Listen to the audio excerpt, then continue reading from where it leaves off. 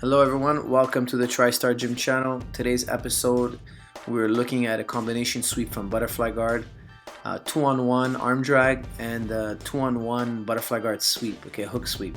This is some powerful stuff. This is one of my favorite combinations, okay. When the guy's trying to pass on his knees, I like to grab the 2-on-1 because it makes it very hard for him to pass. Okay, so watch here. When I grab the 2-on-1 here, okay, so it's two hands on one. Look at my left hand, it's palm facing towards me, more on that a little bit later, and then I grab the elbow. Okay, so what we call a 2-on-1 in wrestling, we also call it 2-on-1 in Jiu-jitsu. Once you grab the 2-on-1, the guy's passing options are very limited. He has to break free, okay? And then we're gonna talk about how we prevent him from breaking free and how we make sure he can't pass the guard, okay? Once we have that 2-on-1, we're confident he can't pass the guard. So watch, I start to put both my feet on his knees and I kick either knee out. Okay, it doesn't matter to me which knee I get to kick out. The one with the least amount of weight is the one I'm going to kick out. Okay, so just try aim for both of them. And now watch here, once I kick out his knee, he's going to have to base that hand. See that right hand went to the mat. And from here I can go into arm drag or scoot towards the back. Okay, so you can arm drag or scoot towards the back. I'm going to do every variation here. Okay, so this one I just scooted towards the back and put on my seat belt. Okay. Now watch here, don't forget, I can grab in different ways. Look how I'm grabbing palm down now. Okay, so knuckles up. Some people swear palm down is the best. Some people swear palm up is the best. I do both. I find myself using both. I'll let you decide. Try both in my opinion. See, I'm showing the two different grips. Try both in my opinion and do what feels right to you. Okay, so right here, I kicked out his leg. I can also go right into front headlock. Okay, we're not going to be covering front headlock. I just want to throw it in there. It's a very important option. Okay, so I'm kicking him out. Here I go to arm drag. So I grab the back of the tricep and I start to scoot towards the back. Okay, now watch here. Very important here. Watch this. When I want to get up here and take his back, I need to connect this hip to his hip. Very important, okay? A lot of people, what they try to do is they try to take this hook and they try to put it and go and take the back. If you do that, you're leaving this gap here open. See this gap? And he's going to use this hand and he's going to thread his arm inside the gap and he's going to get it to an underhook and you won't get to his back, okay? So I'm not trying to climb to his back. What I'm trying to do is trying to connect my hip to his hip. Okay, so this hip bone, my hip bone to his hip bone. Watch this. Watch this here. We're going to fast forward it. We're going to move it forward. As I start to get up, notice I use my palm to push his hand down. See this here?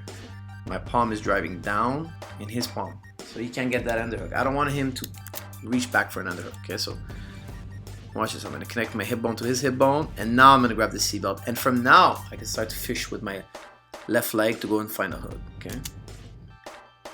Real important stuff. So watch here. I grab a 2-on-1. I kick out his base. And now I scoot, arm drag.